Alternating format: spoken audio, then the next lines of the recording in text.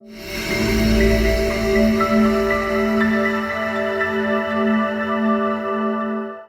just one Roman Empire history final away from a relaxing spring break, but you still have so much to study, so you decide to follow in the footsteps of many students before you and pull an all-nighter. When you stay up all night, you're fighting against your body's natural circadian rhythms. These are the cyclical changes that virtually all living things experience over the course of a 24-hour period, such as sleeping and waking, and they're heavily influenced by light. But for the moment, you're alert and powering through the rule of Julius Caesar. As the sun sets, your eyes send signals about the dwindling light to a part of your brain called suprachiasmatic nucleus. This is basically your circadian rhythms clock. It alerts your pineal gland to start producing melatonin. That's the hormone that helps prepare your body for sleep, and levels start to rise about 2 hours before your normal bedtime. At the same time, neurons in the hypothalamus and brain stem release a compound called GABA. This slows down activity in your brain and can have a calming effect. You're approaching your normal bedtime. Since the brain needs to cool down before sleep, your core body temperature starts to drop. That map kind of looks like a face. Your attention has started to drift. Throughout the day, your brain has been releasing a waste product called adenosine. The more adenosine latching onto receptors in your brain, the more tired and inattentive you become. Time for a cup of coffee. Caffeine blocks adenosine from binding to receptors, which can give you a boost of energy. However, it might also make you jittery and increase your anxiety. You're seeing these flashcards. Right now, these dates and names are being stored in an area of the brain called the hippocampus. Normally, when you go to sleep, memories like these are consolidated and slotted into long-term storage in your brain's neocortex. So it's a good thing you only need to remember this information through tomorrow. Microsleeps are unpredictable periods of sleep that last for only a few seconds and are triggered by sleep deprivation. You stretch in an attempt to stay awake, but at this point, your motor skills have also taken a hit. Studies have found that people who have been awake for 19 hours have similar coordination and reaction times as those who have been drinking. As the sun rises, your pineal gland stops releasing melatonin. You feel a second wind come on, and despite everything, you leave for school in a really good mood. Sleep deprivation can briefly induce euphoria. It's caused a temporary boost in dopamine levels, which can unfortunately also lead to poor choices. The final starts off well. It's all multiple choice, but then you get to the essay portion. It's thought that during sleep, our brains process ideas and draw connections between new memories and old ones. So your sleepless brain might be able to regurgitate facts, but you're finding it more difficult to find patterns or problem solve. You stare at the blank page, defeated. You head up to your room, anxious and irritable. Your amygdala, the part of the brain involved with processing emotion, is going haywire. Your prefrontal cortex usually keeps your amygdala in check, but it still isn't firing on all cylinders. Your bed has never felt so sweet. After one sleepless night, your body and brain bounce back pretty quickly, which is a good thing, since we can't always control how much sleep we get. But going for long periods without a good night's sleep, or constantly changing your bedtime, can take its toll. Regularly getting less than 7 hours of sleep each night is linked to all sorts of health issues, from diabetes to stroke to chronic pain. It also leaves you more vulnerable to developing mental health issues like depression. Your sleep schedule can even affect your grades. Studies have shown that college students who keep regular sleep hours have, on average, a higher GPA than students who don't. So the next time you're thinking of pulling an all-night, remember that Rome wasn't built in a day, or for that matter, one night. Ladies and gentlemen, welcome to BrightBoundX. Have you ever wondered how the world really works? Why our brains make certain decisions, or how small habits can shape our future? BrightBoundX is your gateway to knowledge.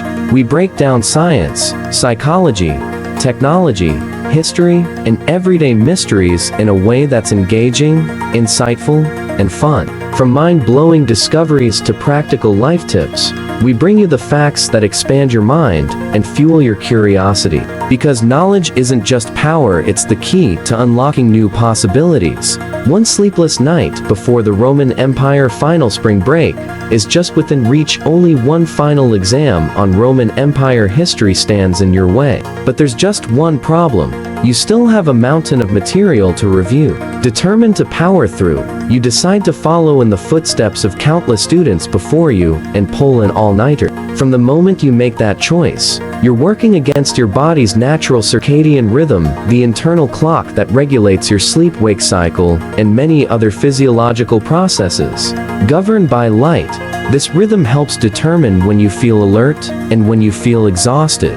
But for now, you feel focused, tackling the rise and fall of Julius Caesar with determination. As the sun sets, your brain begins receiving signals about the decreasing light. Deep inside your brain, the suprachiasmatic nucleus, essentially your body's master clock, alerts the pineal gland to begin producing melatonin, the hormone that preps your body for sleep. Typically, melatonin levels start rising about 2 hours before your usual bedtime, making you feel drowsy. Meanwhile, neurons in your hypothalamus and brain stem release GABA, a neurotransmitter that slows brain activity and induces relaxation. You check the clock. It's about the time you'd normally be heading to bed. As part of its natural preparation for sleep, your core body temperature begins to drop. You shiver slightly and shift in your seat. That map in your textbook kind of looks like a face, doesn't it?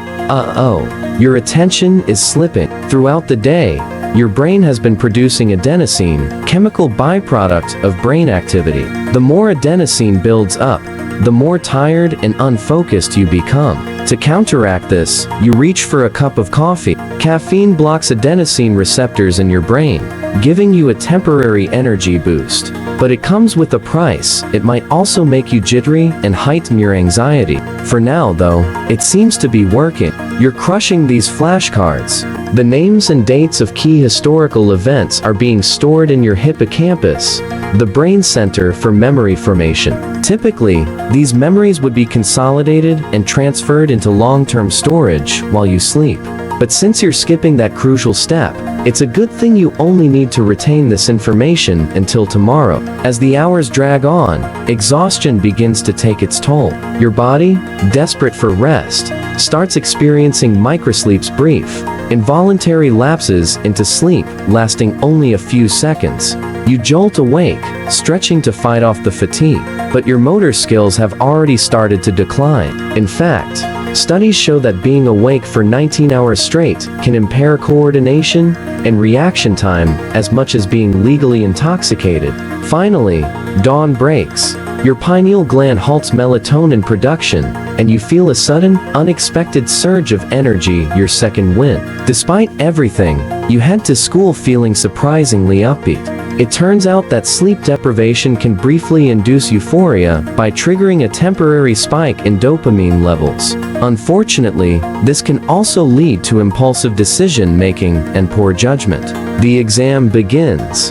The multiple choice section is a breeze, but then you reach the essay portion. Your mind goes blank. While your sleep-deprived brain can recall isolated facts, it struggles to make connections, analyze patterns, or think critically. Functions that rely on the prefrontal cortex, which is now severely impaired. You stare at the empty page, frustration rising. By the time you return home, exhaustion hits you like a freight train. You feel anxious and irritable. Your amygdala, the brain region responsible for processing emotions, is in overdrive. Normally, your prefrontal cortex helps regulate emotional responses, but right now, it's not firing on all cylinders. You collapse into bed, finally surrendering to sleep. Luckily, after just one sleepless night, your body and brain will recover fairly quickly. But pulling all-nighters regularly can have serious consequences. Research shows that getting less than 7 hours of sleep per night on a regular basis is linked to an increased risk of chronic health issues, including diabetes, heart disease, stroke, and chronic pain. It also makes you more vulnerable to mental health conditions like depression and anxiety. And if you're hoping to keep your grades up, here's something to consider. Students with consistent sleep schedules tend to have higher GPAs than those who don't. So the next time you think about pulling an all-nighter, remember Rome wasn't built in a day, and neither is a well-rested mind. The aftermath of an all-nighter moment, your head hits the pillow, you're out cold. Your body, desperate to recover, plunges into deep sleep almost instantly. While you rest, your brain works overtime clearing out built-up waste, repairing cells, and most importantly, consolidating memories. Ironically, now that the exam is over, your brain finally starts processing all the information you crammed last night. Hours later, you wake up feeling not great. Your body is stiff, your head feels foggy, and there's a dull ache behind your eyes. You glance at the clock. 4:00 p.m. You've slept for nearly 10 hours straight, but somehow, you're still exhausted. Dragging yourself out of bed, you shuffle to the kitchen, where your roommate is already on their second cup of coffee. "Dude," they say, raising an eyebrow. "You look like you got hit by a chariot." You groan. "I feel like it." You try to recall how the exam went. The multiple choice section? Easy. The essay? A disaster. The words just wouldn't come together. Now, with some sleep, you realize all the connections you should have made. How Julius Caesar's rise to power mirrored the fall of the Republic. How his assassination set the stage for the Roman Empire. Too little, too late, you mutter to yourself. Your stomach growls loudly, reminding you that you haven't eaten since yesterday. You scavenge the fridge for leftovers, but nothing looks appealing. Sleep deprivation has thrown off your hunger hormones, increasing ghrelin, which makes you hungry, while suppressing leptin, which signals fullness. No wonder you're suddenly craving carbs and sugar. After forcing down some food, you sit on the couch, phone in hand, mindlessly scrolling through social media. But something feels off. Everything irritates you: the brightness of the screen, the notifications, even your friend's text asking how the exam went. Your amygdala, the emotional center of your brain, is still in overdrive. Sleep usually helps regulate emotions, but since you skipped out on that, even minor annoyances feel like major problems. Your roommate flops down next to you. "So, what's the plan for spring break?" Spring break. Right. You were so focused on surviving the exam that you hadn't even thought about what came next. Maybe it's time for a reset. A week of proper sleep, healthy meals, and actually taking care of yourself instead of running on caffeine and stress. Maybe you'll even try setting a regular bedtime. Science says it could improve your focus, mood, and even your grades. You yawn, stretching your arms behind your head. First plan, you say, sinking deeper into the couch, is to never pull an all-nighter again. Your roommate snorts. "Yeah, sure, until finals week." You roll your eyes, but deep down, you know they're probably right. Still, Rome wasn't built in a day, and neither is a good sleep schedule. Spring break, a new beginning? Despite your bold declaration, the first night of spring break doesn't exactly go as planned. You try to sleep early, but your body isn't having it. The all-nighter has thrown your circadian rhythm completely out of sync, and now, your brain thinks you should be awake at midnight instead of asleep. You toss and turn for hours, staring at the ceiling, regretting every life choice that led to this moment. By the time you finally drift off, it's nearly a.m. And yet, at 8:00 a.m. sharp, your phone blares with a notification your friends are already planning a beach trip.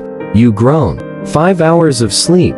Not great, but better than nothing. You drag yourself out of bed, still feeling sluggish. Sleep debt is real, and one night of rest isn't enough to erase the damage. A day at the beach, or more like a nap at the beach. The sun is warm, the waves are crashing, and your friends are full of energy. You, on the other hand, are exhausted. As they run toward the water, you collapse onto a beach towel, barely keeping your eyes open. "Dude, seriously?" Your roommate laughs. "You're on vacation. Live a little." You mumble something incoherent in response. Before you know it, you've accidentally fallen asleep right there on the sand. When you wake up an hour later, you're sunburned, disoriented, and feeling weirdly emotional. Turns out, inconsistent sleep doesn't just make you tired, it also messes with your dopamine and serotonin levels, making your mood swing like a pendulum. "Alright, that's it," you mutter to yourself. "Time to fix this." Fixing the damage at that night, You put your plan into action. No caffeine after PM. You resist the urge for an afternoon latte. Limit screen time before bed. Goodbye, endless social media scrolling. Set a consistent bedtime and wake up time. Even on break, wind down with a book instead of a phone. You pick up a novel ironically, it's about ancient Rome. It isn't easy. Your body fights the new routine at first, but by the third night, you notice something. You're actually falling asleep faster. By the fifth night, you wake up feeling refreshed, a sensation you haven't experienced in weeks. By the end of spring break, you feel like a different person. More energy, better focus, less mood swings. Who knew that sleep could be life-changing? The true test. Back to school when classes resume, you put your new habits to the test. No more all-nighters, no more last-minute cramming. Instead, you study in smaller chunks, prioritize sleep, and shockingly your brain actually retains information better. And when finals roll around, you ace them. As you walk out of your last exam, your roommate nudges you. No all-nighter this time, they tease. You shake your head, grinning. Nope, Rome wasn't built in a day, and neither is a good GPA. If you found this story interesting, relatable, or just downright mind-blowing, don't forget to smash that like button. Your support helps us create even more exciting content for curious minds like yours. Share this video with your friends because knowledge is even better when it's shared. And if you haven't already, hit that subscribe button and turn on notifications so you never miss out on our latest deep dives into science, psychology, history, and more. Join the BrightBoundX community where curiosity has no limits. See you in the next one.